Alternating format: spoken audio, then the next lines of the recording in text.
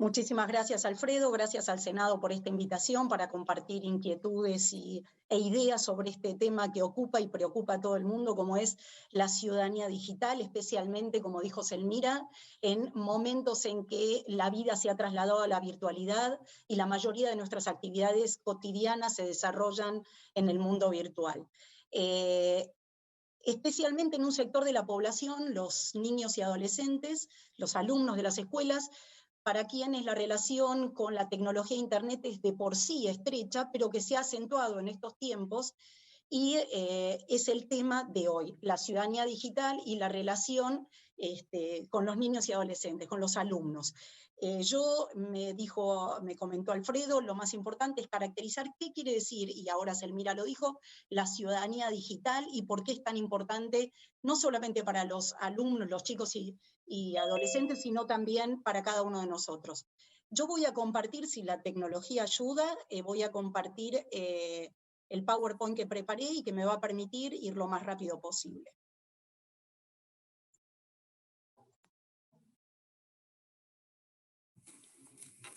¿Se ve? ¿Alguien me puede decir si se ve?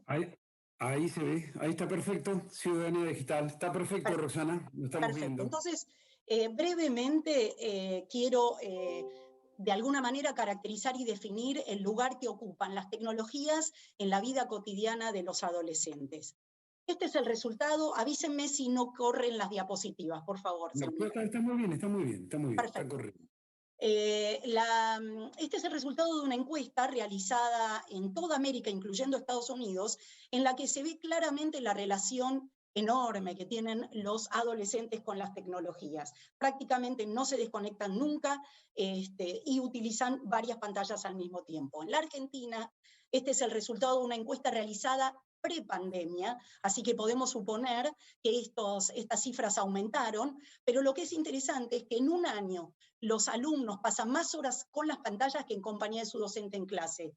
Y esto es comprensible porque para las pantallas, para las tecnologías, no hay sábados y domingos, no hay vacaciones de invierno, no hay vacaciones de verano. Es decir, por el contrario, en esos momentos la relación se incrementa. Es decir, están más horas por día mientras que la escuela está cerrada. Así que está claro que efectivamente las tecnologías cumplen un papel fundamental y los chicos desarrollan una infinidad, los chicos y los adultos, pero acá estamos hablando de los alumnos, desarrollan un montón de actividades cotidianas, de manera tal que solemos decir que las pantallas atraviesan la vida diaria de los alumnos.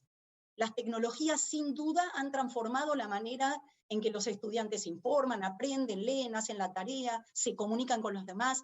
Todas estas actividades las realizan de un modo completamente diferente a como las realizábamos nosotros cuando éramos adolescentes del siglo XX. No hace falta que me explaye sobre el enorme potencial que tiene Internet en la vida diaria. Son incontables las actividades que realizamos de una mejor manera, de una manera más eficiente, más eficaz por las tecnologías e Internet. Sin embargo, junto con las oportunidades, como decía Selmira, también aparecen situaciones de riesgo y grandes dilemas. Por ejemplo, las situaciones de riesgo más frecuentes que viven los niños y los adolescentes, los alumnos de escuelas primarias y secundarias, son estas que probablemente todos conocemos. Estas son algunas de las situaciones de riesgo, las más frecuentes. Suben información personal a las redes sociales sin distinguir dónde está el límite de lo privado y lo público, porque cuando se sube a las redes sociales se hace público y puede traer consecuencias no deseadas. El contacto, es decir, el hecho de que se comuniquen con gente que han conocido solamente por la web, el acceso a sitios no deseados, ¿no? Como pedofilia, pornografía, discriminación de cualquier tipo, el grooming, que es el acoso sexual por parte de un adulto hacia un menor a través de Internet, y la adicción a las pantallas, el abuso en el uso de las tecnologías y de Internet. Estas son situaciones de riesgo muy comunes, muy frecuentes, algunas no tanto por suerte, pero por ejemplo subir información personal es una de las más frecuentes. Pero hay otras situaciones de riesgo que no son tan conocidas y que a mí me gustaría compartirlas de un modo muy rápido, porque de alguna manera estas situaciones de riesgo son las que fundamentan y explican la necesidad de una ciudadanía digital. La primera situación de riesgo tiene que ver con una historia contada por una periodista británica y tiene que ver con la falta de neutralidad en Internet. Una periodista británica contaba, del diario The Guardian, contaba que había puesto en Google, sucedió el Holocausto, y resulta que el primer link que le apareció fue de un sitio, Stormfront, neonazi. Como las investigaciones dicen que los estudiantes cuando buscan información se quedan con el primer link, el riesgo aquí es que hubieran completado, si hubiera sido una tarea escolar sobre el Holocausto, los alumnos hubieran copiado y pegado y entregado los resultados del primer link. Y obviamente este es un riesgo. La segunda situación de riesgo tiene que ver con los algoritmos que muchas veces toman decisiones absolutamente arbitrarias. Esta foto es muy conocida, simboliza los horrores de la guerra de Vietnam cuando los chicos tuvieron que huir de una bomba, la bomba el napalm, de hecho se llama la niña del napalm, y un reconocido escritor noruego, esto pasó en Noruega, difundió esta imagen para hablar de los horrores de la guerra, y como para el algoritmo los desnudos contravienen sus normas, Facebook cerró su cuenta. Obviamente se generó un gran debate, la red tuvo que volver para atrás en su decisión, pero lo que me importa especialmente es mostrar cómo los algoritmos, si no sabemos cómo funcionan, toman decisiones arbitrarias. La tercera, voy a tratar de ir a pantalla completa. La tercera tiene que ver con el discurso del odio, uno de los grandes problemas que arroja hoy Internet, y esta fue una de las primeras situaciones y tragedias que aconteció en el mundo cuando un grupo budista en Myanmar utilizó las redes sociales para incentivar el odio hacia una minoría musulmana. Como la mayoría de la población se informa a través de redes sociales en ese país, la consecuencia fue trágica. 10.000 rohingyas fueron asesinados y otros tantos tuvieron que emigrar. Discurso del odio es sin duda otra de las situaciones de riesgo. Y la cuarta es la que todos conocemos como noticias falsas. Esta fue una de las primeras noticias falsas que circuló en la red. Las vacunas producen autismo, y más allá de que fue desautorizada por la comunidad científica, alcanzó para que muchísimas familias en todo el mundo dejaran de vacunar a sus hijos. Las noticias falsas, entonces, es la cuarta situación de riesgo que yo quería compartir con ustedes, porque explican de alguna manera la necesidad de una ciudadanía digital. Y aquí llegamos al tema de ciudadanía digital, teniendo en cuenta los riesgos de los que hablé. Siempre se habló de inclusión digital, Alfredo lo mencionó al inicio de este encuentro, pero siempre se le explicó por el acceso a las tecnologías Internet, porque la falta de acceso profundiza la exclusión y obviamente priva de oportunidades educativas. En América Latina, un país con enormes inequidades, necesitamos una ciudadanía digital, obviamente con una palabra clave como es inclusiva. Tiene que ser inclusiva para que no margine, invisibilice y excluya. Pero, y aquí vienen los peros, la inclusión digital, es decir, de aquí los planes muy importantes en toda América Latina de los gobiernos para dotar de equipamiento a los estudiantes, a las escuelas, y la verdad que son muy importantes porque el acceso es fundamental para poder desarrollar una ciudadanía digital. Sin embargo, ¿el acceso es la única dimensión que define la inclusión digital? Hoy se sabe que la respuesta es no. Y para ello voy a dar un par de ejemplos. Se les preguntó a los estudiantes quién sabe de tecnología en toda América, distintos países de América Latina, entre los cuales está la Argentina. Fíjense en las respuestas. Las respuestas no tienen nada que ver con un saber reflexivo, crítico, es prácticamente instrumental. Instrumental quiere decir del soporte, de la herramienta, saber manejar el instrumento, qué hacer si se bloquea la pantalla, cómo usar Word para la tarea, pero no tiene que ver con la actitud reflexiva. La segunda pregunta que se les hizo es ¿qué suben a las redes sociales? Fíjense la cantidad de información personal que suben a las redes sociales porque no miden el alcance de la web. No piensan que haya desconocidos que puedan utilizar de una manera no deseada, no conveniente la información que suben a la web.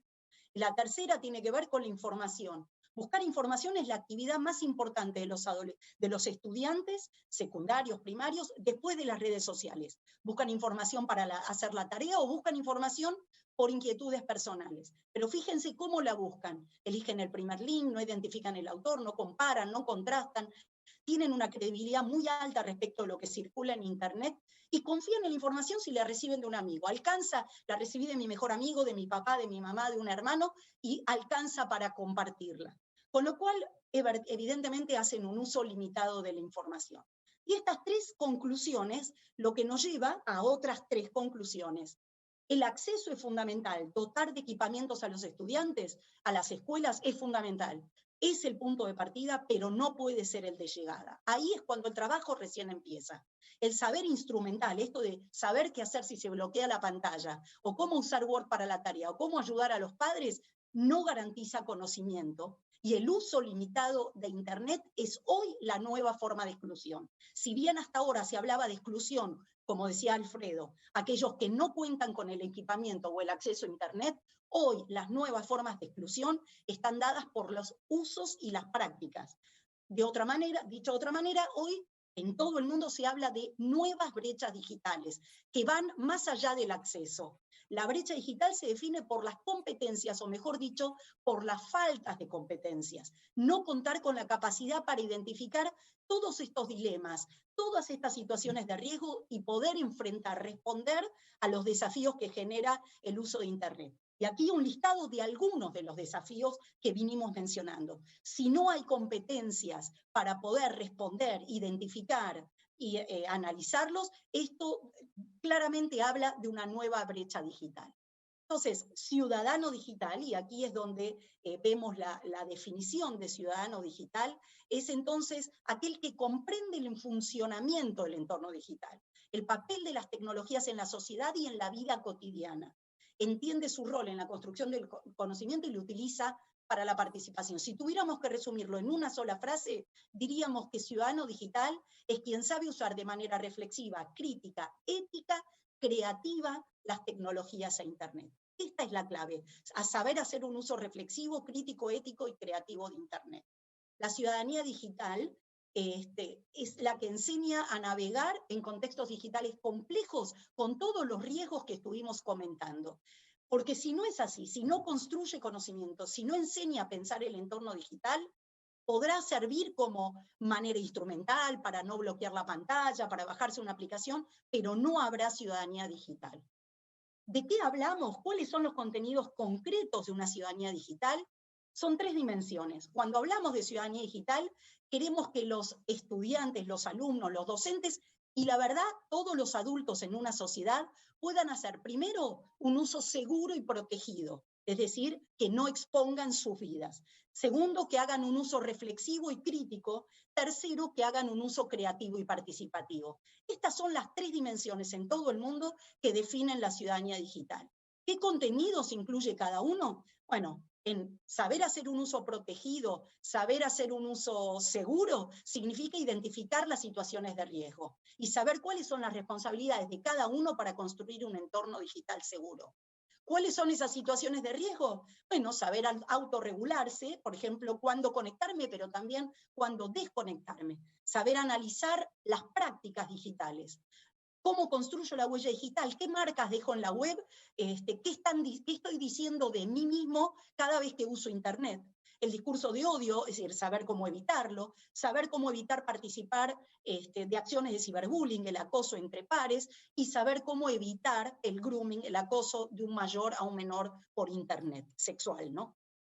La segunda dimensión, dijimos, es hacer un uso reflexivo y crítico. ¿Qué quiere decir esto? Comprender cómo funciona el entorno digital, cómo influye en nuestras vidas y cómo seleccionar y utilizar información confiable. Los temas específicos que aborda, que queremos enseñarle a los docentes y a los alumnos y a toda la población, como vengo diciendo, es obviamente reconocer las noticias falsas y cómo usar solo información confiable, entender qué usos hacen otros de nuestras huellas, de lo que dejamos en la web, ya sea sector público o sector privado. A veces recibimos publicidades porque hicimos una determinada búsqueda. ¿Qué significa el Big Data? ¿Cómo funcionan los algoritmos? Un poco lo que vimos antes. ¿Qué es la inteligencia artificial? Los usos éticos, que eso es maravilloso, una operación en un hospital lejano que pueda ayudar a un hospital local, pero también hay usos no éticos cuando se alimentan de información sesgada y puede discriminar. ¿Y cuál es el rol de las audiencias, de nosotros, que ahora somos usuarios y también podemos generar contenidos? Y finalmente, ¿qué quiere decir con que queremos que hagan un uso creativo y participativo? que comprendan los lenguajes y que comprendan cómo participar en Internet sin herir la sensibilidad de nadie. Porque hoy ya sabemos a través de algunas redes sociales que la agresión, la violencia es muy fuerte, entonces poder explicarles a los docentes y a los alumnos en este rubro qué significa utilizar Internet por el bien de la comunidad y para compartir, dialogar e interactuar.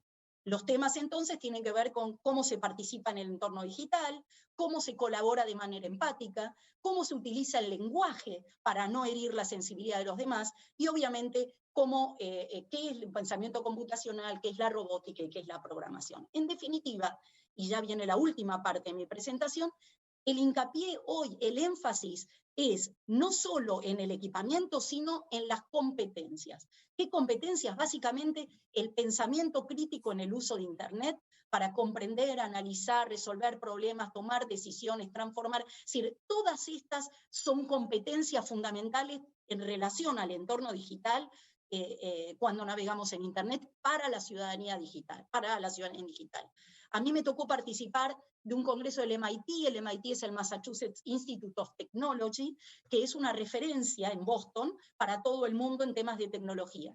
La verdad que yo tenía algún temor porque dije, van a ser todos ingenieros, van a hablar de software, hardware, pero grande fue mi sorpresa, afortunadamente, porque cuando empezó el congreso, lo primero que dijeron es, para nosotros la ciudadanía digital no es ni software ni hardware, son las 3C. Y las 3C en inglés y en español coinciden, así que podemos seguir hablando de 3C. La primera C son las competencias, las habilidades. Si no hay habilidades digitales, no hay ciudadanía digital. Luego los contenidos que hagan uso, y que se puedan hacer uso y que circulen, es decir, cómo utilizar información confiable, etc. Y la conectividad en tercer lugar, que claro, es importante tener conectividad, pero fíjense que en el orden hoy, a raíz de las nuevas brechas digitales, se habla en el mundo de competencias. Y por eso decimos que colocan a los estudiantes en mejores condiciones. La ciudadanía digital mejora la inserción social de los estudiantes, porque les permite responder a los desafíos de este milenio que genera Internet. Pensemos en todo lo que hablamos, noticia falsa, discurso del odio, el uso de la información personal, la huella digital, etc. La falta de acceso, sí, pero también de la apropiación de Internet profundiza la exclusión y genera menores oportunidades. Esto es lo que también sostiene la UNESCO. La UNESCO fue una de las primeras entidades en el mundo, organizaciones en el mundo, que habló de la ciudadanía digital como derecho. Un poco lo que decía antes Elmira. No hay una ciudadanía plena si no hay ciudadanía digital. Hoy muchas de las decisiones se toman en el entorno digital y si no hay habilidades digitales para poder entenderlas, responder y enfrentarlas, no habrá tampoco ciudadanía plena. Si no entendemos cómo usar, cómo distinguir una información confiable de la que no es, o cómo otros pueden usar mi información personal, o cómo funciona un algoritmo que a veces puede sesgar y discriminar, no podremos ejercer una ciudadanía plena.